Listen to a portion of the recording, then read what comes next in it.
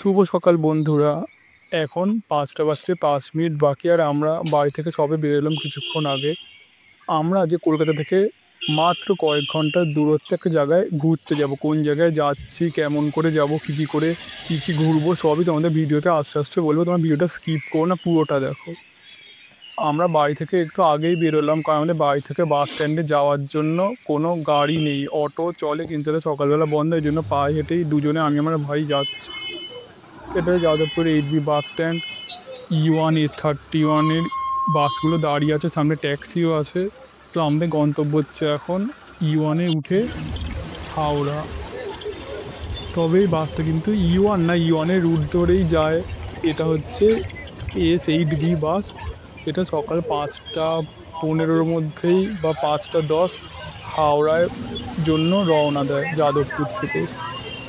আর একটা কথা, সেটা হচ্ছে যে আমরা কোথায় যাচ্ছি ওটা তো ট্রেনে উঠলে আপনারা জানতে পারবেন আমরা কোন ট্রেনে করে কোথায় যাচ্ছি।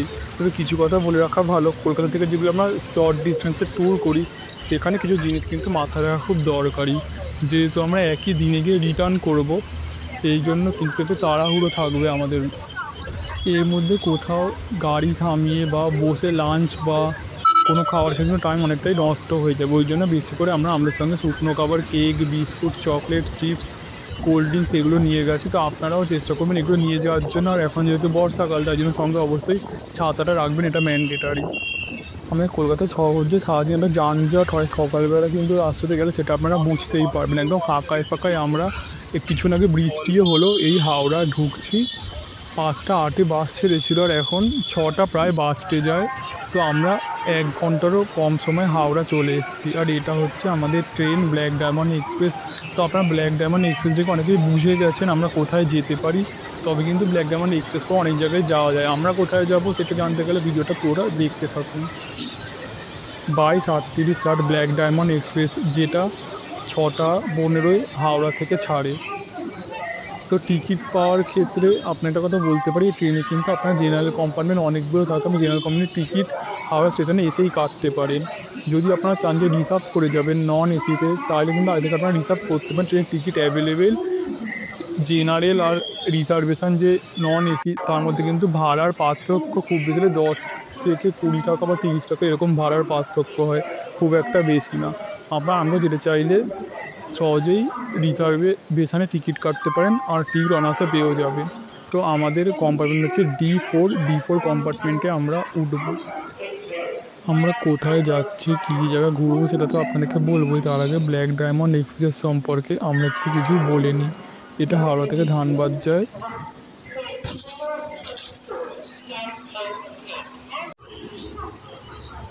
Howrah Dhanbad black diamond express 2238, এটা আজকে আমাদের ট্রেন। আর এই ট্রেনে করে আমরা ধানবাদ যাব। এটা 6টা 15-এ হাওড়া থেকে ছাড়বে, আর 11টা 18-এ আমাদের ধানবাদ পৌঁছে দেবে। এই ট্রেনে হচ্ছে 6টা মতো রিজার্ভ কামরা আছে, নন এসি 2টো এসি কামরা আছে, আর বাদ বাকি সব জেনারেল কামরা। এই ট্রেন 14 থেকে 15টা মতো স্টেশনে হল দেবে, খুব সামনে 14টা স্টেশনে হল দেবে, তারপর ধানবাদ পৌঁছাবে। 2238 ব্ল্যাক ডায়মন্ড এক্সপ্রেস। এই ট্রেনে 10টা জেনারেল কম্পার্টমেন্ট আছে। নর্মালি টিকিট কাটার দরকার পড়ে না, আগে থেকে রিজার্ভ করার দরকার পড়ে না। আপনারা চাইলে রিজার্ভ করতেও পারেন, নাহলে স্টেশনে টিকিট কেটে অনায়াসেই এখানে সিট পেয়ে যাবেন। যদি আগে আসেন তাহলে জানলার ধারে সিট পাওয়ার হাই চান্স থাকে।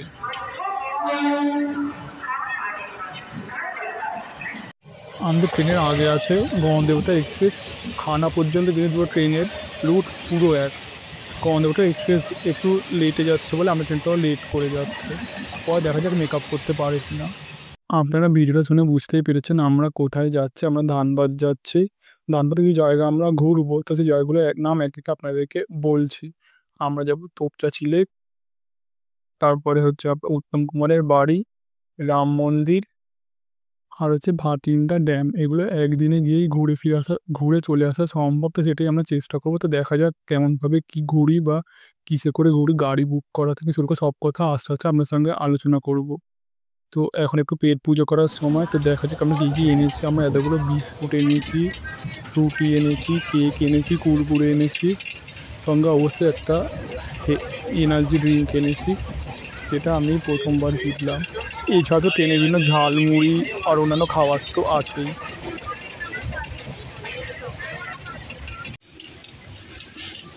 এখন আমরা যাচ্ছি বরাকর নদীর ওপর দিয়ে। এই নদীর এই পারে পশ্চিমবঙ্গ, ওই পারে ঝাড়খণ্ড। এই নদীটাই হচ্ছে দুটো রাজ্যের মধ্যে সীমানা হিসাবে কাজ করে। আমাদের ট্রেন অনেকটাই লেটে চলছিল, কিন্তু এখন দেখছি ভালোই স্পিডে টানছে। প্রায় 118 124 কিলোমিটার মতো স্পিড তুলে দিয়েছে ট্রেন। তো এখন ব্রিজে আছে বলে একটু আসতে যাচ্ছে, কিন্তু মোটামুটি ভালোই স্পিডে টানছে। দেখা যাক আমরা কতক্ষণে আমাদের গন্তব্য স্টেশনে পৌঁছাই। এখন ধানবাদ ঢুকছে, পুরো 11:18 পারফেক্ট টাইম নিয়ে ঢুকে গিয়েছে ব্ল্যাক ডায়মন্ড এক্সপ্রেস। তো এবার বলে না যাক আমরা কোথায় কোথায় যেতে চাই। আমরা ধানবাদ স্টেশনে নামলাম। আমরা যেতে চাই হচ্ছে ভাতিন্ডা ড্যাম, তোপচাঁচি লেক, উত্তম কুমারের বাড়ি, আর একটা রাম মন্দির আছে, ওই মন্দিরে আমরা যেতে চাই। এই 4টে জায়গায়, উত্তম কুমারের বাড়ি আর তোপচাঁচি লেকটা একদম কাছাকাছি। তো এবার আমাদের বাইরে গিয়ে কত টাকা ভাড়া নেবে সেই ব্যাপারে আলোচনা করতে হবে। আপনারা চাইলে আরও অনেক জায়গায় দেখতে পারেন, তাহলে আপনাদের একদিনে হবে না, আপনারা আরও বেশি দিন নিতে হবে। এমনকি তোপচাঁচি ড্যাম যে আছে, তোপচাঁচি ড্যামের পাশেই পরেশনাথ পাহাড়, তবে অনেকে এইখান থেকে রাশিও যায়। তো ওগুলো করতে গেলে আপনাদের একটু টাইম নিয়ে করতে হবে, একদিনের মধ্যে হবে না এত কিছু। এবার হচ্ছে আসল পরীক্ষা মানে আমাদের পরীক্ষা। আমরা এবার বাইরে যাবো, দেখি কোন গাড়ি ড্রাইভার বা যে আমাদের ঘোরাবে সে কত টাকা বলে। আপনি অটো করেও যেতে পারেন, গাড়ি করেও যেতে পারেন। আমরা ইউটিউবে ভিডিও দেখে আমরাও এসেছি, তো ওখানে বলেছে মোটামুটি 1,000 টাকার আশেপাশে নেবে। আর এখন যেহেতু অফ সিজন না, অন সিজন, প্রায় বর্ষাকাল চলেই এসছে, তো দেখা যাক কত টাকা ভাড়া নেয়। আপনাকে আমি বিস্তারিত জানাবো।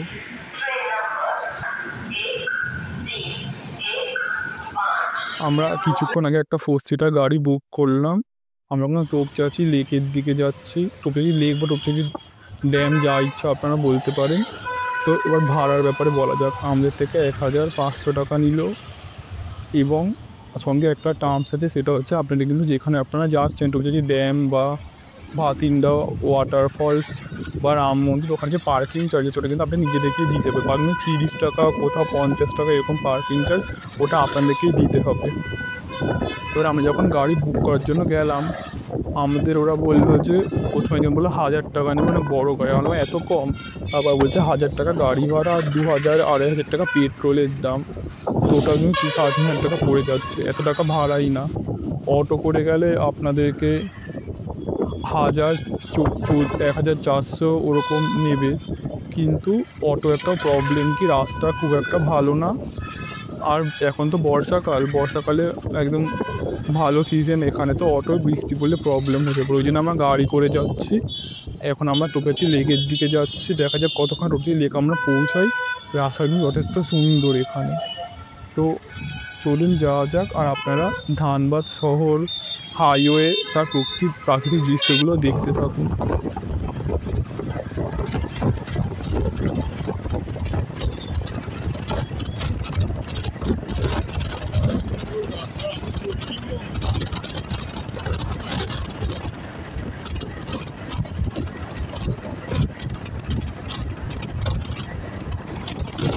গুগল ম্যাপ অনুযায়ী ধানবাদ স্টেশন থেকে তোপচাঁচি লেকের দূরত্ব 35 কিলোমিটার।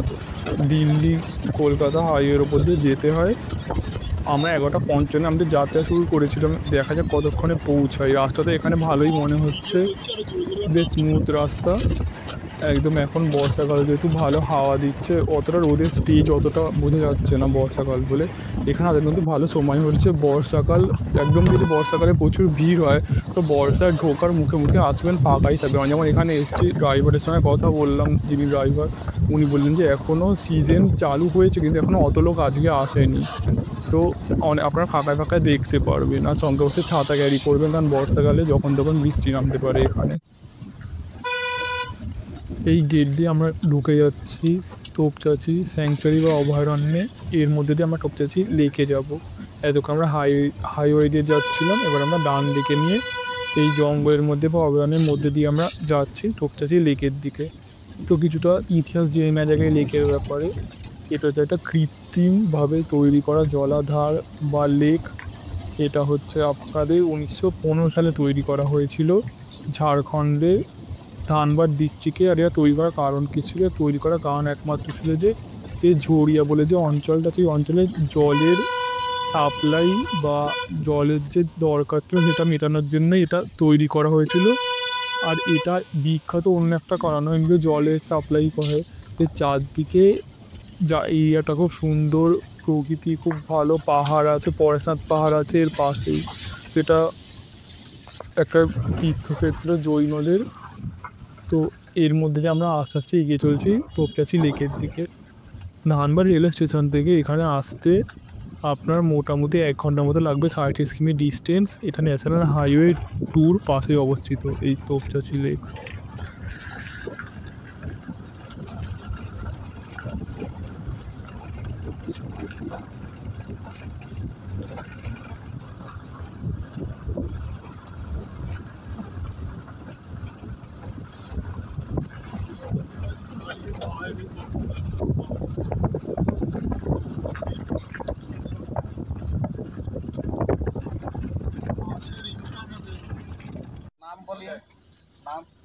তো এখানে একটা পার্কিং ফিস আপনাকে দিতে হবে 100 টাকা। আপনি গাড়ি করে আসবেন, সেই গাড়ির ড্রাইভারকে টাকাটা দিয়ে দেবেন। উনি এখানে নাম ধাম কোথা থেকে আসছে, কী নাম, ওই সব বলে টাকাটা এখানে উনি জমা দিয়ে দেবেন।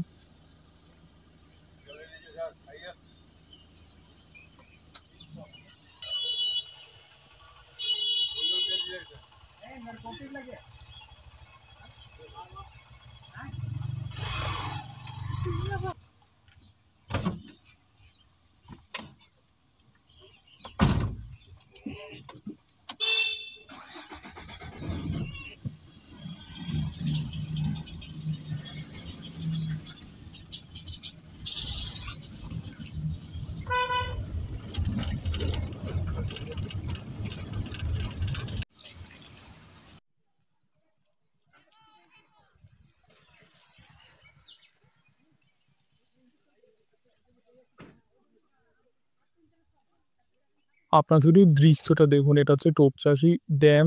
এখানে হিন্দিতে কিছু লেখা আছে। চারদিকে পুরো সবুজই সবুজ। আপনি বর্ষাকালে আসেন তো চারদিকে সবুজই দেখতে পারবেন। আমরা জাস্ট ঘুরে বেড়াচ্ছি, আপনারা জাস্ট চারদিকটা উপভোগ করুন। চেষ্টা করবেন রোদের মধ্যে না আসা। রোদের মধ্যে আসলে কিন্তু ছাতা মাথায় দিয়ে ঘুরতে হবে। একটু বৃষ্টি টিষ্টি হলে আসবেন, বেশ ভালো মনোরম আবহাওয়া থাকবে, খুব ভালো লাগবে ঘুরতে। এটা হচ্ছে বাঁধটা, এইদিকে হচ্ছে জলাধার।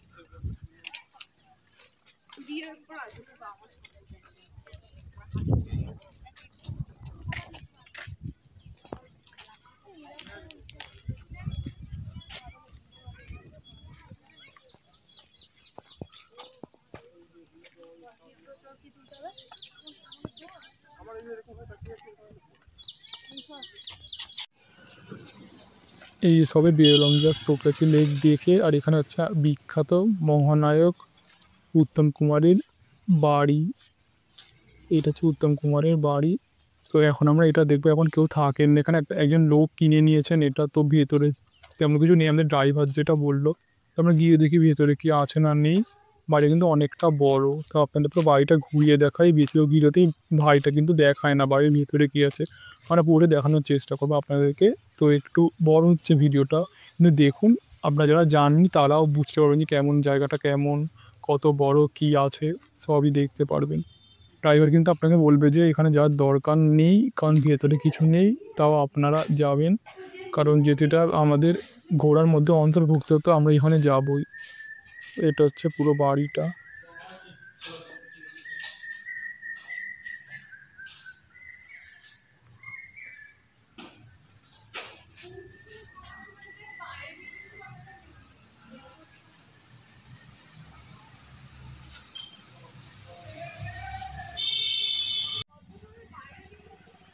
আমরা এবার বাড়ির পেছনে চলে এসেছি, পেছনে কিন্তু আরও সবুজ কিছু ভাঙাচোরা ঘর আছে, ওটা কী জন্য জানি না। এখানে বসার জায়গা আছে। এটা বাড়ির পেছনটা, বাড়ির পেছনে নর্মালি কেউ আসে না, কিন্তু আমরা এসছি।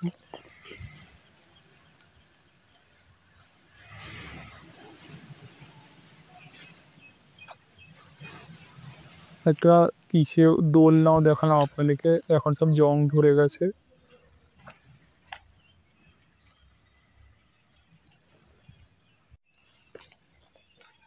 একদম নোংরা হয়ে আছে জায়গাটা, পুরো মেঝে টেঝে পুরো নোংরা, ভেতরেও ভাঙাচোরা চেয়ার টেবিল এগুলো পড়ে আছে। বাইরেটা খুব সুন্দর, কিন্তু ভেতরটা এরকম নোংরা। আমরা এখন তোপচাঁচি লেক দেখে রাম মন্দিরের উদ্দেশ্যে রওনা দিয়েছি। গাড়ি করে যেতে 1 ঘন্টা 1.5 ঘন্টার কাছাকাছি লাগবে। 42 কিলোমিটারের পথ তোপচাঁচি লেক থেকে রাম মন্দির। তবে এটা কিন্তু ধানুষ স্টেশন থেকে খুবই কাছে, মাত্র 24 কিলোমিটারের রাস্তা। তো ড্রাইভার সাহেবের সঙ্গে কথা হচ্ছিল, যিনি আমাদের নিয়ে যাচ্ছিলেন, যে আমরা যে টাইমটা গেছি এখনও পুরোপুরি সিজন চালু হয়নি। কিছুদিন আগে বর্ষা ঢুকেছে এই ধানবাদ এলাকায়, কিন্তু বৃষ্টি সেরকম করে হচ্ছে না এখনও ভালো করে। বৃষ্টি হলে কিন্তু যেমন গাড়ির ভাড়াও বেড়ে যায়, লোকজনও প্রচুর বেড়ে যায়। আর আপনি যদি খুব সকালের দিকে যান তাহলে আরও অনেক লোক দেখতে পারবেন। এখন তো দুপুরবেলার জন্য লোক একটু তুলনামূলক কম আছে বিভিন্ন টুরিস্ট স্পটগুলোতে। আর তখন তো বৃষ্টি হলে কিন্তু ভালো যদি বৃষ্টি হয় তাহলে কিন্তু সব জায়গায় ভালোই জল জমে যায়। তো সেই বুঝে একটু বেরোবেন, কারণ খুব যদি বৃষ্টি হয় তো না বেরোনোই উচিত, ওরকম দিনে প্ল্যান না করাই উচিত। এখন আমরা রাম মন্দির দিকে যাচ্ছি, সেই রাম মন্দির কিছু ইতিহাস জেনে নেওয়া যাক। এই রাম মন্দির 100 বছরের পুরনো। 2019 সালে এটা নতুন করে সংস্কার করে এটার উদ্বোধন করে চালু করা হয়। এটা কিন্তু এখন শুধু রাম মন্দির নেই, এখানে এখন রাম, লক্ষ্মণ, হনুমান, রাধাকৃষ্ণ অনেক দেবদেবীর মূর্তি আছে।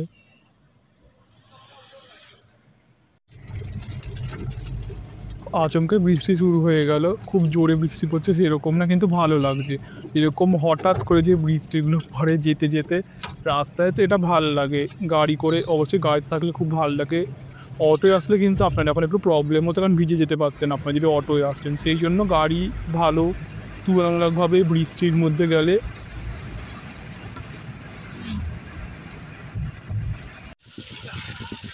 এই আমরা রাম মন্দির পৌঁছে গেছি। এখানে গাড়ি পার্কিংয়ের জন্য 30 টাকা লাগে। এটা হচ্ছে রাম মন্দিরে ঢোকার রাস্তা। এখানে কিন্তু খুব বড় একটা পতাকা আছে, যে দূর থেকে আপনারা দেখতে পারেন। পতাকাটা আপনাদেরকে দেখাচ্ছি, দাঁড়ান।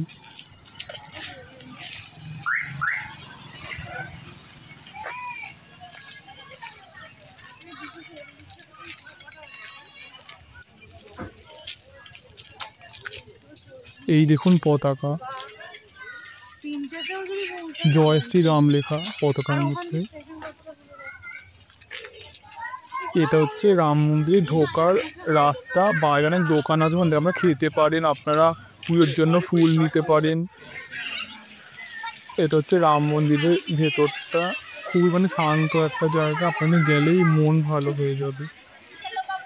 আমরা 2টোর সময় মন্দিরে এসেছি, আমি কিন্তু মন্দির বন্ধ, মন্দিরটা খোলা কিন্তু এখন ঠাকুর আপনি দেখতে পারবেন না, সেই জায়গাগুলো বন্ধ আছে। এটা হচ্ছে পতাকাটা, আর এখানে পা ধুয়ে ভেতরে ঢোকে। এটা হচ্ছে একটা খাল, যেটা মন্দিরের পেছন দিয়ে গেছে। এখানে আপনারা চাইলে বোটিং করতে পারেন। এই জায়গাটাও বেশ ভালো। এটা হচ্ছে মন্দির থেকে একটু পেছন দিকে গেলেই অনেক সুন্দর জায়গা আছে, সেইখানে আপনারা গিয়ে বসতে পারেন, গল্প করতে পারেন, ছবি তুলতে পারেন। মন আপনার ভালো করার জন্য সব ব্যবস্থা এখানে আছে। মনে মানসিক শান্তি আনতে গেলে যা যা দরকার, যেই পরিবেশ দরকার, উপযুক্ত পরিবেশ এখানে। আপনি গল্প করুন আপনার বন্ধুদের সাথে, পরিবারের সাথে সময় কাটান, যতক্ষণ ইচ্ছা মন্দিরে বসে থাকুন। একদম মন ভালো করে তারপর আপনি বাড়ি যাবেন এখান থেকে। এত সুন্দর জায়গা এটা। চারদিকে গাছপালা, পাখির ডাক, ফুল, একদম মানে কি বলবো আর কি, ভাষায় প্রকাশ করা যায় না, এত ভালো জায়গা, এত সুন্দর জায়গা এটা। যতদূর শুনলাম আপনি মন্দিরে পুজো দিতে পারবে ওটা 4টের পর খুব সম্ভবত। আর এখানে অবশ্যই আপনারা যদি আসেন পরিবারের সাথে, এখানে ছবি তুলতে, এখানে ছবি তোলারও প্রচুর লোক আছে যারা আপনার ছবি তুলে দেবেন ভালো ভালো। এটা হচ্ছে ভাতিন্দা ওয়াটারফলস, কি সুন্দর দেখুন চারপাশটা। এখানে অবশ্যই কার্পেট বিছিয়ে রেখেছে ওরা ইচ্ছা করেই, কারণ বৃষ্টি হলে জায়গাটা অনেকটা স্লিপ হয়ে যায়, তো পা স্লিপ খেতে পারে, ওই জন্য কার্পেট বেছানো। এখানে আমাদের গাড়ি পার্কিং চার্জ হলো 50 টাকা। এটাই আমাদের শেষ দেখার জায়গা। এরপর আমরা আবার স্টেশনে ফিরে যাব। তো আপনারা চারপাশের দৃশ্য উপভোগ করুন, আমি আপনাদের ভিডিও করে দেখাচ্ছি। আর তবে এখানে কিন্তু আপনারা যদি রোদের সময় আসেন তো খুব কষ্ট হবে, কারণ এই চারদিকে কোনো ছায়া নেই। একটু বিকেল করে আসলে জায়গাটা ভালো, একটু আপনারা ছায়া পাবেন, রোদ কম পাবেন। অপূর্ব সুন্দর জায়গা। অবশ্যই বেশি জলের কাছে যাবেন না, বিপদ ঘটতে পারে, জলে কিন্তু অনেক স্রোত। এখানে আপনারা ছবি তুলতেও পারেন, মানে ফটোশ্যুট করার জন্য দুর্দান্ত লোকেশান এটা। অবশ্যই বেশি ফটোশ্যুটের আশায় একদম জলের কাছে যাবে না। ওরা কিন্তু বলেই দেয় যে জলের খুব কাছে না যাওয়ার জন্য, যেতে ওরা বারণ করে। তো আপনারা চারপাশের দৃশ্য দেখুন।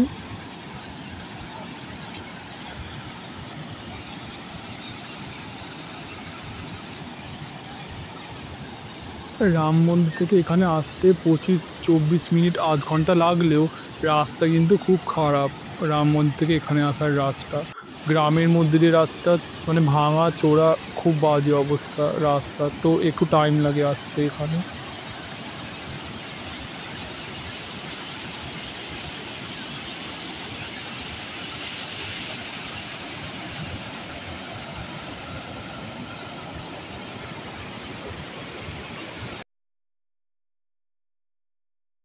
আমরা যত জায়গায় ঘুরলাম একমাত্র ভাতিন্ডা ওয়াটারফলস যার রাস্তাটাই কিন্তু খুব খারাপ অবস্থা রাস্তার। ড্রাইভার সাহেবের তো কথা অনুযায়ী ওই রাস্তাটা কেউ ঠিক করে না, গভর্নমেন্টও ঠিক করে না। যখন ভিড় হয়, যখন পিক সিজন, তখন কিন্তু ওই রাস্তায় প্রচুর জ্যাম হয়। তো চেষ্টা করবেন যখন সিজনটা স্টার্ট হচ্ছে ওরকম শুরুর দিকে আসার, তাহলে আপনারা জ্যামটা কম পাবেন, যেমন আমরা জ্যামটা কম পেয়েছি। অবশ্যই আমি যে এতগুলো জায়গা ঘুরলাম, যদি আপনি ব্ল্যাক ডায়মন্ড এক্সপ্রেস করে আসেন এবং ব্ল্যাক ডায়মন্ড এক্সপ্রেস করে ফেরত যেতে চান, তাহলে অবশ্যই খুব তাড়াতাড়ি আপনাদের দেখতে হবে।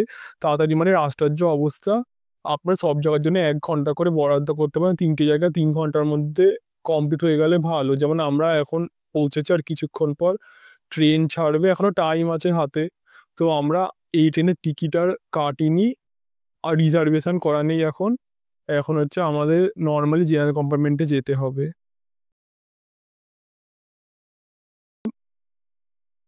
ধানবাদ কিন্তু অপূর্ব সুন্দর জায়গা, যারা প্রকৃতিপ্রেমী তাদের খুব ভাল লাগবে জায়গাটা।